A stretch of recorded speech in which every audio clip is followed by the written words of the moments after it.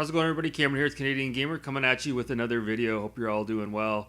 Now, this one's been a long time coming. This is sort of off the cuff. I'm just going to sort of wing this, but I'm going to give you my final review or my final take on Doom 2016.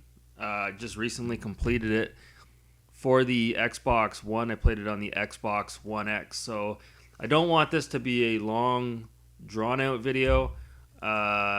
That being said, there's a few things that I really do want to get off my chest with regards to this game.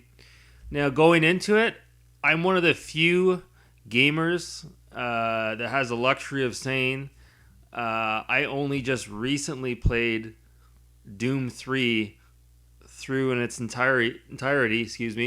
I think it was just last year I completed it. So the game came out in 2004, and here I am, 2020. 16 years later, and I finally sat down and played that. And then after I completed Doom 3, I jumped headfirst into Doom 2016. So I was lucky enough to be able to play both games back to back. Now, I started playing this game and I walked away from it. I got right into Cyberpunk, and then I sort of just walked away from this. But I went back recently. And with a lot of games, you know how it is. You kind of sometimes you get stuck, or you get agitated, or you just feel like you need a break. A lot of times when you take a step back and then you go back to the game a couple of weeks later, you're able to just sort of pick up where you left off and get through maybe a section of the game that was sort of going through the motions or giving you a little bit of trouble. So that's basically what happened here. Now, I played the game on I'm Too Young to Die, so pussy mode. Easy mode.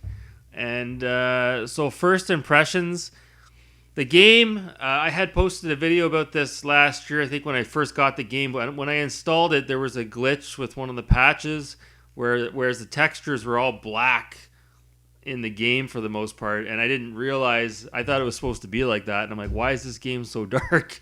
So I had to uninstall it and reinstall it. After I did that, the game booted up just fine. So I don't want to go all over the map here, but I am sort of winging it. The game gave me a terrible first impression. You start off the game, and I guess you're on Mars, or you're in hell, and you're outside, and the graphics are good, don't get me wrong. You can tell they're using a newer version of the id Tech engine. Game looks incredible. So you start off the game, and right off the hop, enemies are coming at you, they're running at you, and you're running around, and the next thing you know, you're in sort of like an arena-style battle royale type of environment. I'm like, is this really what this game is about? I get it. That's kind of hearkening back to how Doom was originally, because Doom 3 was just such a drastic departure from the original two games. But I don't know, I got into it, I'm just like, battle royale, I'm not really feeling this. But then once you get through the first section of the game, you quickly realize that with this game, it's not all about battle royale and arena style combat. There are periods, there are kind of like periods where the game slows down and allows you to explore the world a little bit. It is linear, but you're not always on the go. You are able to sort of slow down and take in the scenery. And then as I got further into the game, I started to sort of appreciate it more, and I enjoying the environments and having a blast with it. And don't get me wrong, when you're in those sort of environments where it is like a battle arena and the enemies just swarm at you, it's fucking intense. Like, you're breaking out in a cold sweat, enemies are coming at you, you're blasting away, and then once you clear out an area, then you sort of move on to your next objective. There's always like a little kind of like a compass that tells you exactly where to go, so you're never going to get lost in the game. Like I said, it is very linear. And the levels, just like any other Doom game, once you get through the level, you get the screen that shows you, what you found in the level, and then it progresses you into the next one, and you start off. It's not like it's like a Metroid game, as an example, where it doesn't stop and you go right through. After you're done a level, it does restart, and then you begin the next level, if that makes sense. So, I bought the game on eBay. I think I paid $6 or $7 for it. So for what I paid for the game, yes, it was absolutely worth it. Would I be singing a different tune had I paid full retail for the game? I don't know. The game's long. It took me a long time to beat it. It's a very good single-player campaign. It's not like id Software developed this specifically in mind to be a multiplayer game and they just sort of tacked on the single-player campaign as an afterthought. Not the case. The game, as far as I'm concerned, because I don't play multiplayer games, the single-player campaign is the strong suit as far as I'm concerned in this game, and it's a real good campaign as well. You know, as far as the game is concerned, it is, to take a page out of John Hancock's book, it is buttery smooth. You can tell right away the game's running at 60 frames per second. It's absolutely breathtaking. The graphics, the frame rate, the controls are so easy to pick up. So yeah, I have really no complaints whatsoever with the game for the most part. I guess my real issue is having played Doom 3, and I have the original Xbox version here, and I've got the downloadable content, the Resurrection of Evil by Nerve Software.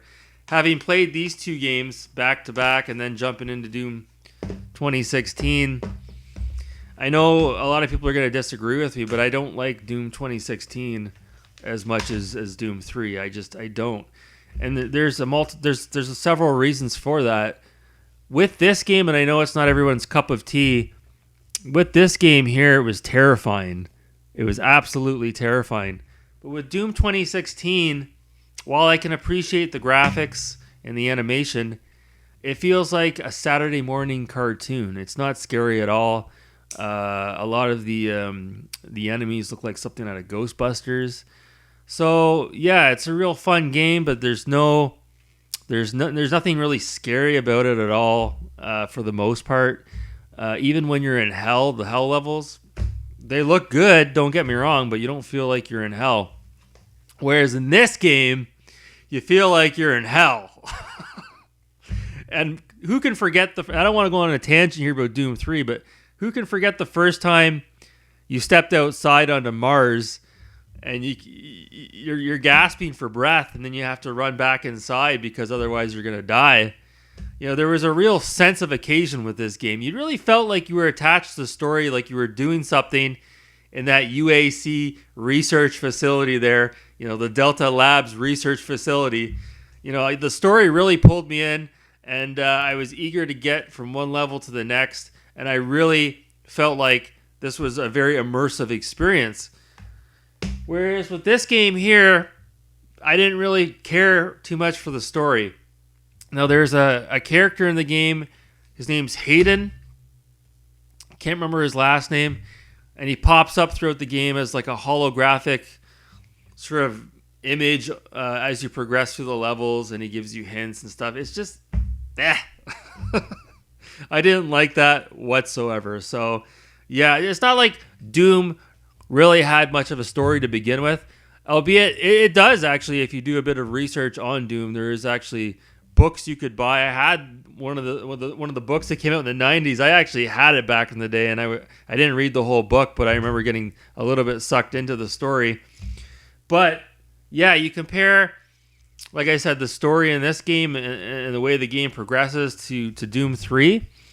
There just wasn't really a sense of occasion with this game, but with this one here, like I said, it really felt like I was, walking through the UAC facility. I was trying to find out what was going on.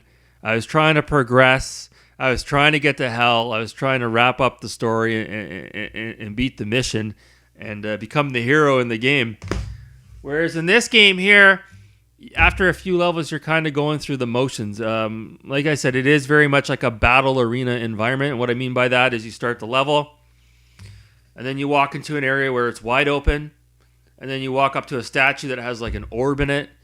You pull the orb out of the statue, and then the music kicks in, and all these enemies come at you at once. You shoot all the enemies, you clear out the area, and then the music stops, and then you progress to the next area, rinse and repeat. Pull out the orb, enemies come at you. It's fine. It's a lot of fun. It's just, it's not this. It's not the same. This wasn't about running into an area necessarily and getting into a gunfight. This was very slow paced and methodical and scary. So Yeah, I don't know. I had a real good time with this game. It was fucking awesome, don't get me wrong. But when I compare it to Doom 3, it just didn't do it for me. It just did not do it for me. Now I've gone on record and said this is at least right now, my most favorite game of all time. It's right up there with Red Dead Redemption 2 and Super Metroid. I love this game so much. So this set such a high expectation for me that when I went into Doom 2016, it was a tough act to follow. Now, other gripes with regards to this game, like it's just weird. Like you have like a wheel that houses all of your guns, and when you're in a boss battle fight, and we'll get into that in a minute, you could run out of ammo, right? And then you wait like 30 seconds to like a minute, and then you check the wheel again, and all your ammo has been replenished. Like it automatically replenishes. I don't know if that's because I was playing it on I'm Too Young to Die, or maybe that's just how the game is. But already at the 11-minute mark here. As far as like the weapons are concerned, the weapons are good in the game. I find though, like the power-ups and like the guns and things that are lying around in the environments, they're all like lit up really bright, like bright neon green, neon blue. Again, it's just like I wish they would have adopted a dark sort of environment in Doom 2016 like they did in Doom 3. So it's unfortunate. What else is there? There's some difficulty spikes, especially towards the latter half of the game. There's specifically 2 boss battles, and man, they're fucking hard. The first boss battle at the end, kind of towards the end of the game, took me like 15, 16 times to beat him. And then the final boss at the very end of the game, like holy fuck. Like it took me like so many times to try to beat the guy. I couldn't beat him. Finally, I got so desperate, I went onto YouTube to see someone else beat the boss to get an idea of what to do. I went back, still couldn't beat him. Kept going back, couldn't beat him. And then I went through once more and I went right through. So I don't know if id Software developed the game in such a manner that like if you die a number of times, they just sort of let off the gas pedal and then you can get through the boss. Or maybe I just memorized the pattern enough to be able to push my way through, because with the boss battles, they are based on a rhythm, and once you get to know the patterns and the rhythm and you get your way through, that's basically how you beat the bosses in the game. So yeah, it's a real good game. Would I recommend it? Absolutely, especially at the discounted price that you can pick it up at right now. Is it as good as Doom 3? I don't think so. That's my opinion. I haven't played Doom Eternal. That's next. I'm going to pick it up. Walmart in Canada still has Doom Eternal for full retail, $79.99. But when I went on eBay today, I could pick up Doom Eternal for the Xbox for about $38. So I just might do that and check it out, because from what I've heard, Doom Eternal is definitely a step up from 2016 Doom. So yeah, it's a real good game. It's not perfect. The graphics are phenomenal. Frame rate's spot on. Controls are good. The story's lackluster. Not crazy on the Battle Royale sort of combat. It is what it is. It's not going to replace Doom 3 as my most favorite Doom game of all time. That being said, I had a blast with it. Real long single-player campaign. And I have nothing really negative to say about the game other than the fact that I'm not crazy on the gameplay aspects of it, specifically the Battle Royale aspects of it. But it is what it is. That's what people want to play these days. At the end of the day, it is a business. You know, if id Software came out with another Doom 3, it would probably be a complete fucking bust, let's be honest. So that's going to do it for my review on Doom 3. Doom 2016. And hopefully I'll pick up Doom Eternal, and we'll talk a little bit more about that game as well. So I'll leave it at that. I don't want to go any further in on this video already at the 15-minute mark. Thanks so much for watching, guys. Have a good night.